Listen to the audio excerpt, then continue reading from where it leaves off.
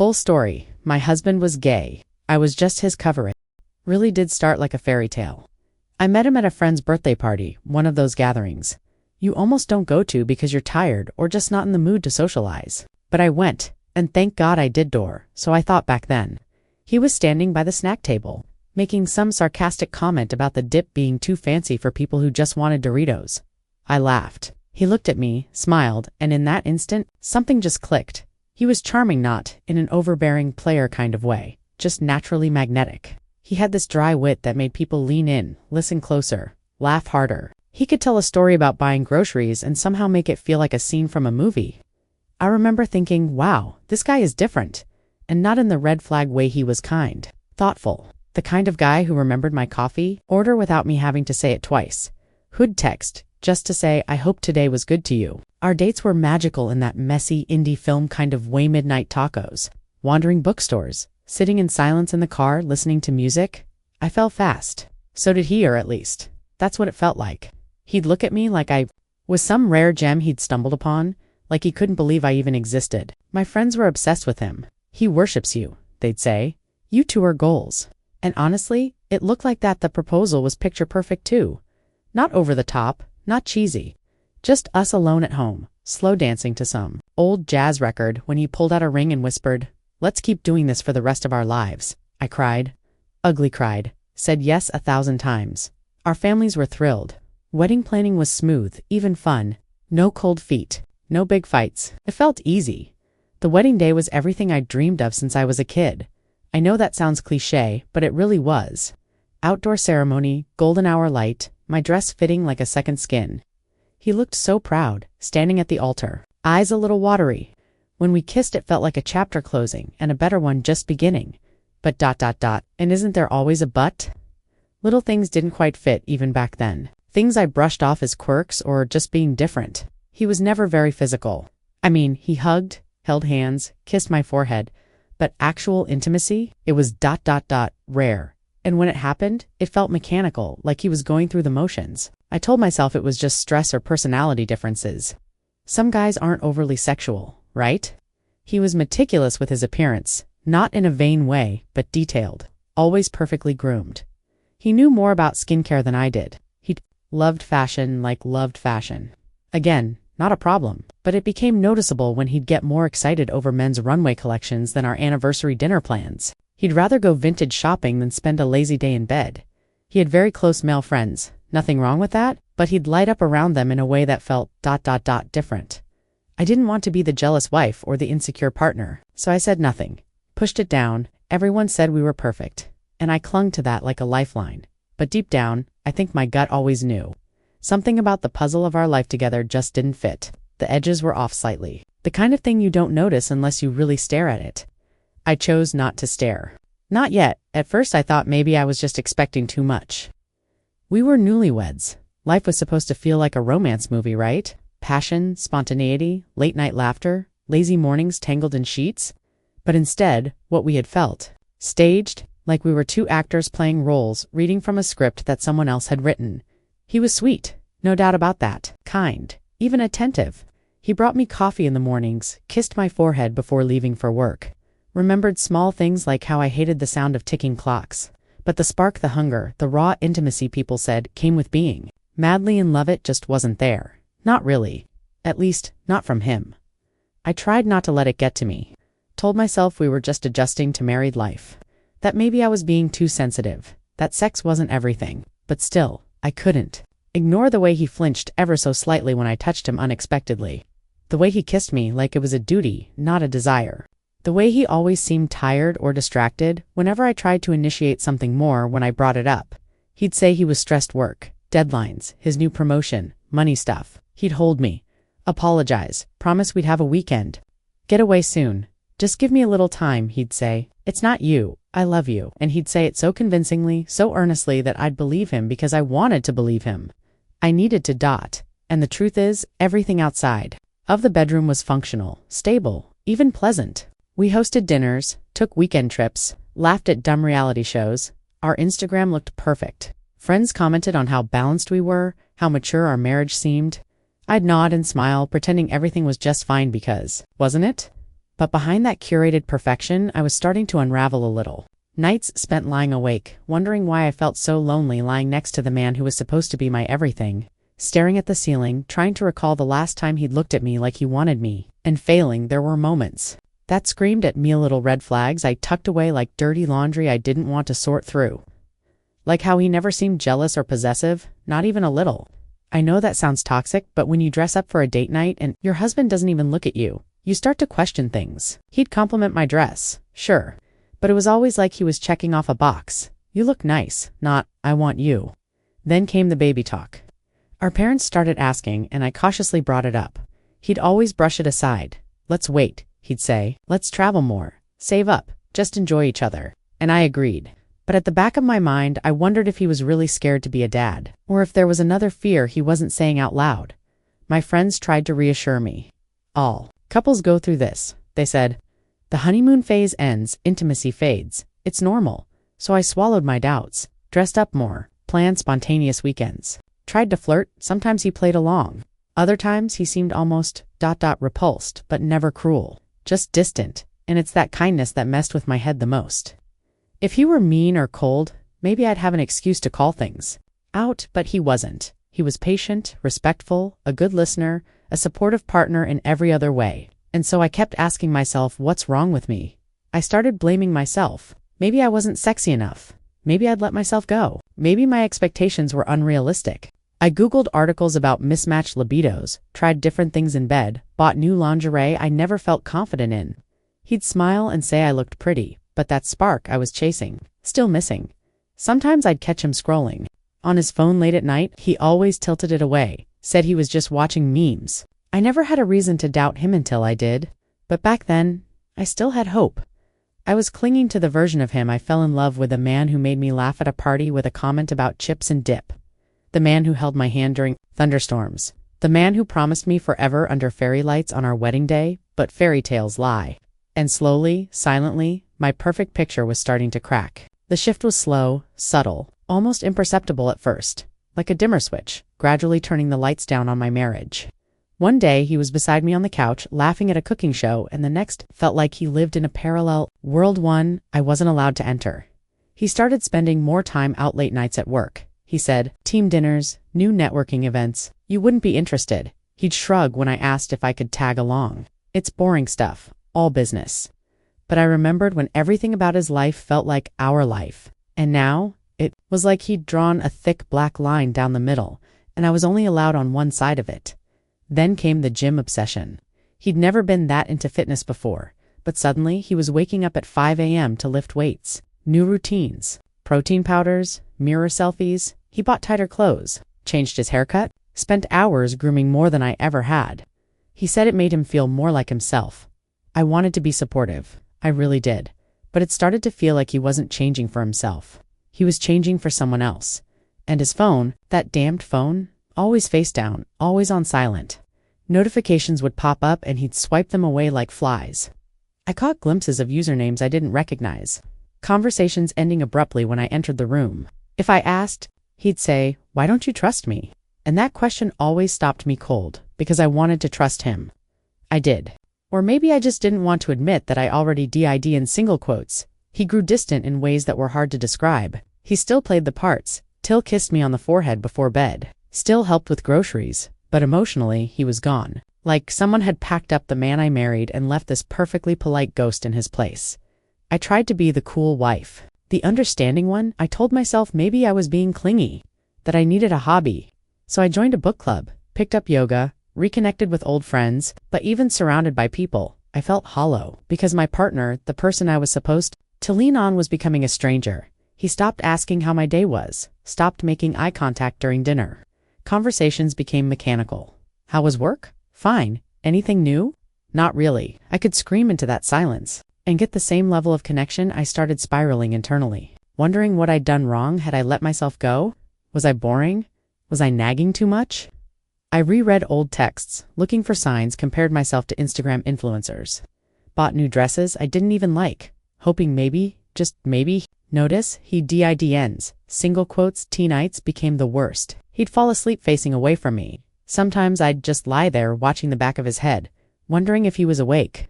wondering what he was thinking about, who he was thinking about. Because it wasn't me. It hadn't been me for a while. He'd come home late and say nothing. No explanation, no apology. Just rough day or don't want to talk about it. And I accepted that. I shouldn't have, but I did, because I was terrified of pushing him further away. I thought if I gave him space, he'd come back to me. But space just became the new normal.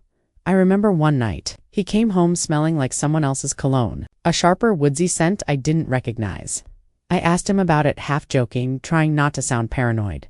He smiled and said, "One of the guys at work sprayed me as a prank," and then he laughed. And I laughed too. But I wanted to cry, because that wasn't a prank. That was a lie, and deep down, a part of me knew. I didn't want to admit it, not yet. But some instinct inside me, some primal ache in my chest, had started whispering that something was very, very wrong. That he was slipping away from me not because of stress or routine or normal marriage fatigue, but because he was already gone and I had no idea what he was hiding from me. But I was about to find out. It happened by accident. Isn't that how the worst truths always surface? A glitch in the pattern? A moment the mask slips. He had left his tablet on the kitchen counter open unlocked. Like some invisible thread between us had finally snapped and left it dangling in the open. I wasn't trying to snoop. I swear I wasn't. But as I walked past it, the screen lit up with a notification. Just a name. A man's name. And beneath it, only the first few words of a message. Last night was wild. Still thinking about that. Thing you, the message cut off as the screen faded. Like it knew it had already said too much. My body froze. My eyes burned that sentence into my brain in half a second. My heart pounded. Not from shock. No, not shock. From recognition. From that sick confirmation that the whispers in my gut were real. I stood there staring at the no-black screen like it had just punched me. I didn't touch it. I didn't want to see more. I couldn't breathe, let alone think. I backed away, made some clumsy excuse to leave the room, and locked myself in the bathroom like I was about to throw up. He had always smiled so easily, effortlessly. That crooked, charming grin that won over my friends, my family, my trust. But now, I couldn't stop seeing what might have been behind that smile all along. Secrets of life I wasn't invited into. Something hidden behind the warmth.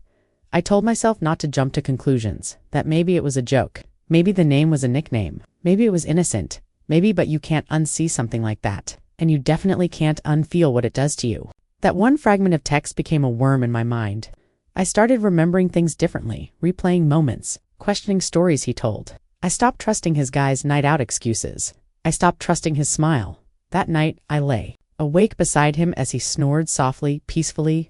I turned away from him and stared at the wall, eyes wide open, mind racing. Every casual moment suddenly felt sinister in hindsight. His gym obsession, the haircuts, the endless business meetings he never wanted to talk about. Had I been a fool all along?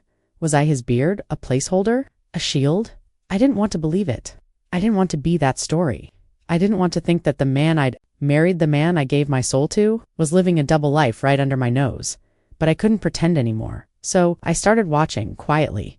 Closely, I became the background noise in his world, polite, gentle, agreeable while behind the scenes. I began collecting mental notes. I'd memorize the names that flashed on his phone. I'd listen for the inflection in his voice during late-night calls.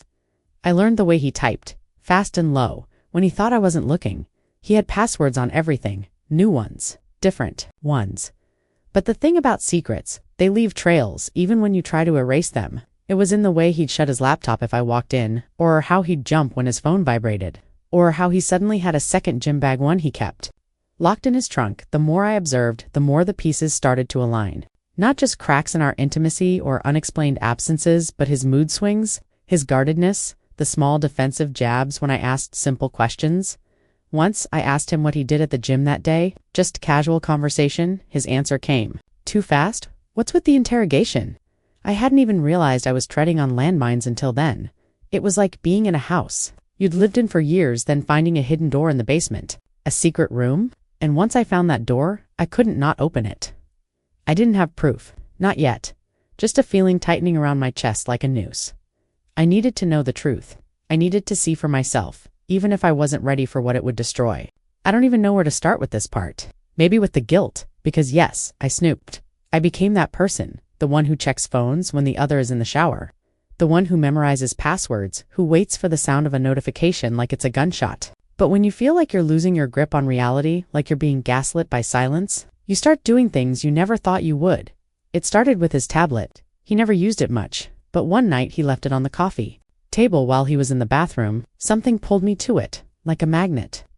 I opened it, heart pounding, not even knowing what I was looking for. I told myself I was just going to check his email, maybe his calendar, something to ease the ache in my chest. But I found something else.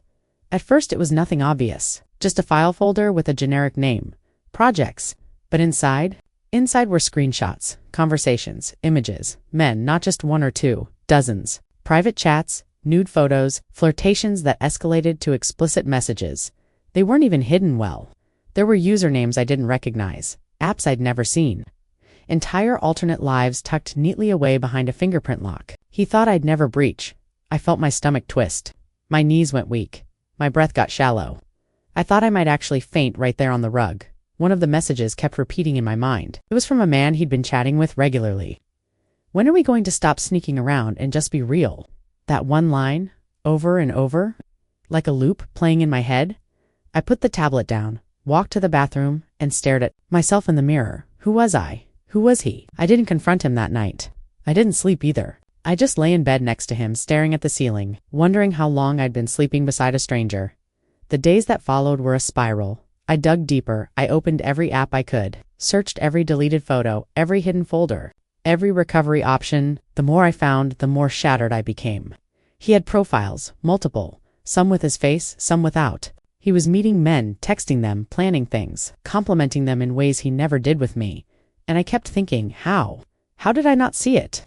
How did I marry a man who was living a double life, and I didn't have the slightest idea? Was it all fake? Was I just a cover? A beard? That word kept echoing, beard. Like I was some prop to protect an identity he was terrified to share. I didn't eat for 3 days. My friends noticed something was off, but I couldn't tell anyone. How could I? I wasn't just mourning the betrayal. I was mourning the illusion. The man I thought I loved. The life I thought we were building. The future I believed in. He came home every night like nothing was wrong.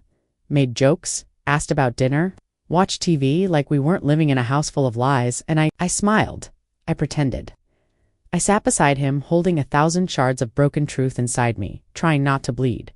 But I knew everything had changed. The fairy tale was over, and the real story, the painful, messy, unfiltered truth was just beginning. I rehearsed the confrontation 100 times in my head before it actually happened. I planned for yelling, for denial, for gaslighting. I imagined him calling me crazy or accusing me of invading his privacy. I pictured myself sobbing, throwing things, storming out, but the reality was ... quieter, and somehow that quiet broke me more than any scream could have. It was late. We had just finished dinner, something dull and routine. He was scrolling through his phone, sitting across from me like it was any other night, and I couldn't take it anymore. I couldn't pretend. Not for another second. I said his name, just his name. Softly he looked up at me, and I think he knew. I think deep down he'd been waiting for this moment. My voice was shaking. My hands, too, I said. I saw the messages. That was it. No dramatics, no accusations, just a sentence that cracked the earth open between us. He didn't flinch, he didn't deny it. He just looked down, like a man finally caught in his own web. Too exhausted to struggle anymore? I asked. Is it true? He nodded. Slowly he looked broken. More ashamed than defensive. His eyes were wet, and not in that manipulative way people cry when they get caught. No, this was deeper. Real . And then he said it. I didn't mean to hurt you. I swear I didn't. I just ... I didn't know how else to live. I sat there, frozen. I felt like a spectator in my own life. He kept talking, words tumbling out of him like a flood he couldn't stop. He told me he loved me, that I was his best friend, that he admired me, respected me, was grateful for everything we had, but that he couldn't give me what I deserved. Not fully, not truthfully. He said he'd tried to push it down, tried to be normal, to have the life everyone expected of him. A wife, a home, a future, but it was like living in a costume that didn't fit. And then he broke down. I'd never seen him cry like that. He covered his face and just sobbed. Not loud, not theatrical. Just this deep, shaking kind of sorrow that filled the room. Like smoke. And I broke with him. Because how do you process something like that? He wasn't just a liar. He wasn't just unfaithful. He was lost.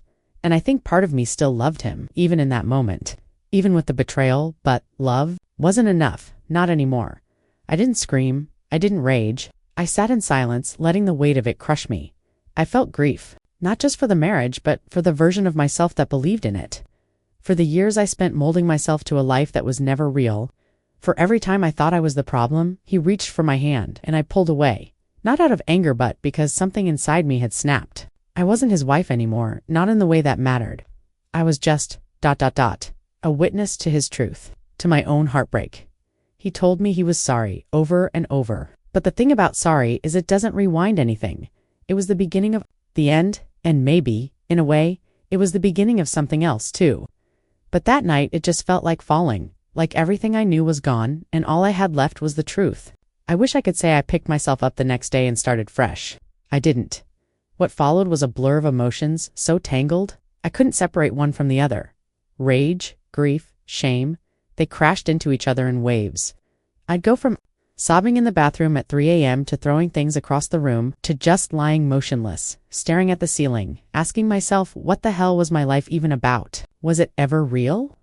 I kept replaying every moment in our marriage like a forensic analyst, hunting for signs, clues, warnings. Did he ever actually love me? Did he touch me and feel disgust?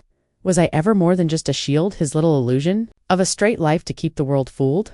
That question haunted me more than any other. Was I just his cover? There's something uniquely humiliating about feeling like a prop in your own marriage, and I hated myself for thinking that way. I wanted to be compassionate. I wanted to believe he was just as trapped and confused as I was. But mostly I was furious, not just at him, at me. For ignoring the signs.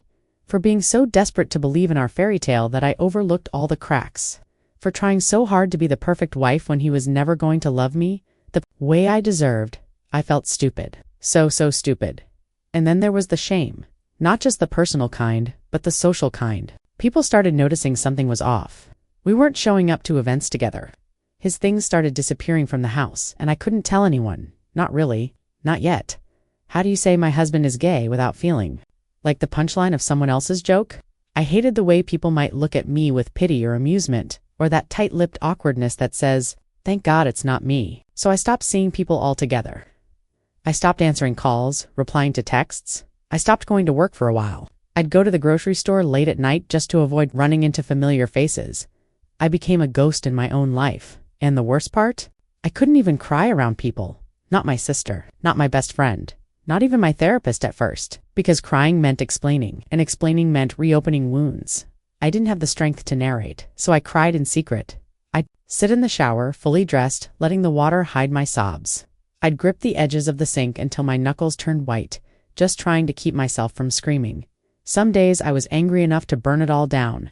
I'd draft rage-fueled texts to him threatening to out him to everyone we knew.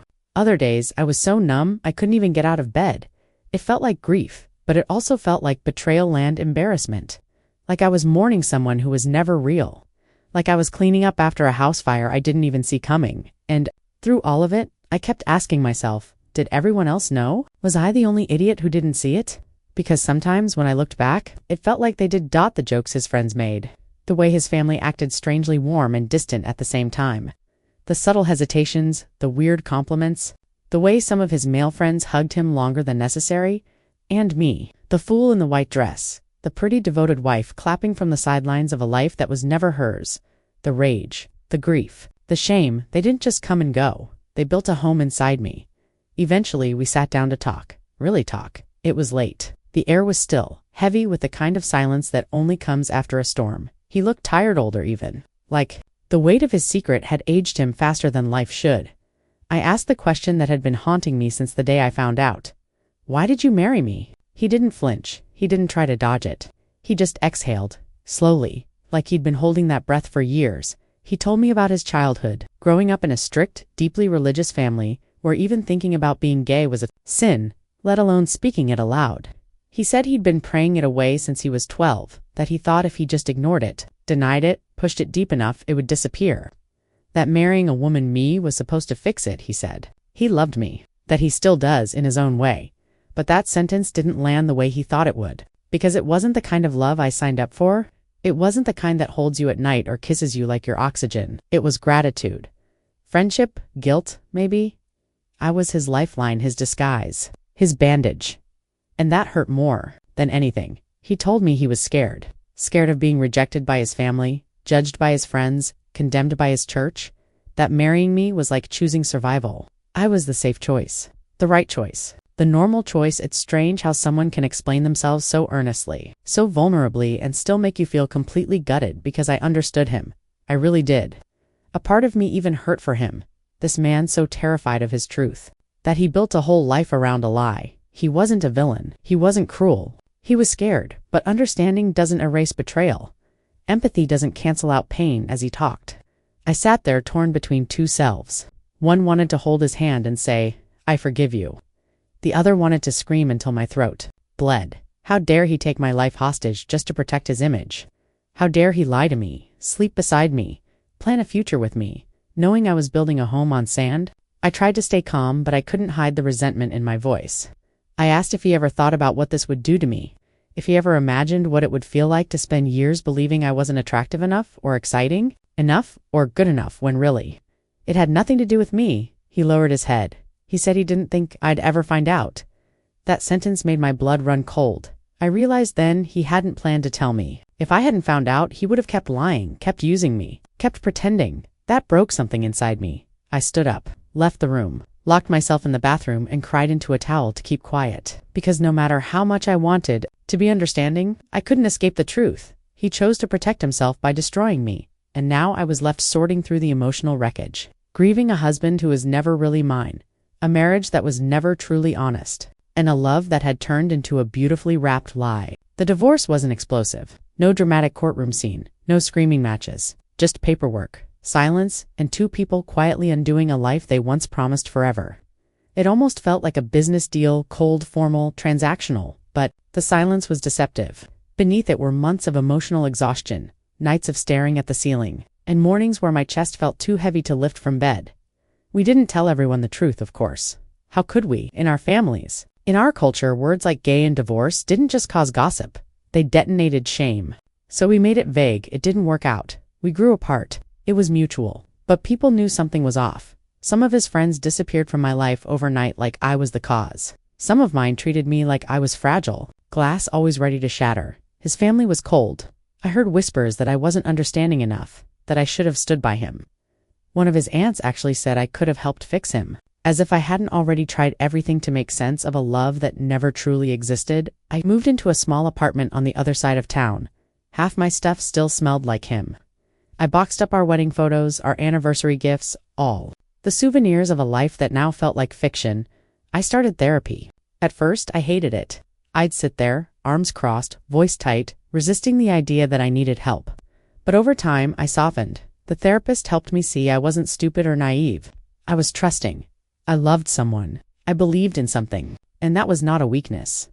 I tried dating again tentatively. A coffee here, a dinner there. But it was like my heart had been rewired. Every time a man touched my hand or complimented my dress, I'd recoil wondering if he was hiding something too. I became paranoid, always looking for red flags. My trust was shattered and I didn't know how to rebuild it. Meanwhile, he moved away. I didn't ask where. I didn't want to know. But late at night, when the apartment was too quiet and my bed too big, I'd find myself searching his name on Instagram. There he was, smiling, at peace. Wearing bold shirts he'd never wear before, surrounded by friends I didn't recognize. Posing with a man who looked at him the way I once dreamed he'd look at me. And the worst part? He looked happy. Not fake happy, not forced, but genuinely free. And I hated how that made me feel, because I wanted to hate him. I wanted him to suffer like I had. But seeing him like that, I realized something painful. He wasn't the same man. I'm married. Maybe he never was. He was finally living his truth. And I was still learning how to live with mine. And that's the thing. They don't tell you about betrayal, not. All scars come from what was done to you. Some come from what you believed about someone, and how you have to unlearn all of it, piece by painful piece. It's been years now. Time has dulled the sting, but it never erased it. People think heartbreak fades completely like a wound that vanishes, but some stories leave a scar that reshapes you. That was ours. I've rebuilt my life in many ways. New city, new job, a quieter circle of friends. I don't talk about him much, not because I'm hiding the past, but because I've told the story enough times in my head to last a lifetime. I've gone on dates since then, even had something close to a relationship once. But there's a quiet voice inside me that never shuts off. It whispers questions I wish I didn't need to ask.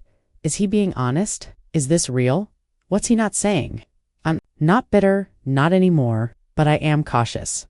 Love used to be this glowing fairy tale thing in my mind.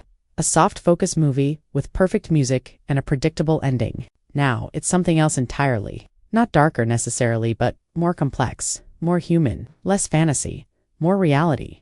Sometimes I envy people who love easily, who trust effortlessly. I wonder if I'll ever get there again, but then I remind myself I survived something most people wouldn't even know how to process. I loved someone deeply, and I was betrayed not just by his actions, but by the very foundation of who I believed he was, and I lived through it. I grew through it. That version of Mitha, one who doubted her worth, who internalized every cold glance and late-night lie, who thought she wasn't woman enough to keep her husband, she's gone now. In her place stands someone stronger, someone slower to trust, yes, but more grounded. Someone who no longer romanticizes red flags. Someone who understands that love isn't about being someone's solution. Every now and then, I'll see couples walking hand in hand, laughing like nothing in the world could ever go wrong, and I smile. But there's always a quiet ache beneath it because I know what it's like when the picture-perfect love story hides a different truth. Our story changed me. It broke me, rebuilt me, and taught me things I never asked to learn. And while I may never see love the same way again, maybe that's okay because now I see myself clearer than ever before. And maybe, just maybe, that's the kind of love I needed all along.